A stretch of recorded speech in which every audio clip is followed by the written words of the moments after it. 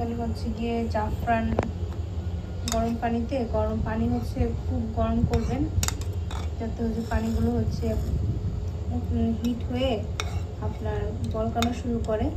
তো ওই গরম পানিটাতে হচ্ছে জাফরান ছেড়ে দিবেন, এইভাবে রং ছাড়বে তার। এই রংটা হচ্ছে বাসমতি রাইসের উপর দিয়ে দিব যাতে রাইসটা কালার আসে।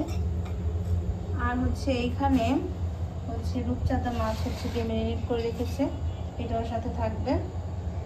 আর বাকি হচ্ছে এখানে হচ্ছে রাইস, অনেকে অনেক নিয়মে অনেকভাবে হচ্ছে গিয়ে পোলাওটা বসায় বা রান্না করে।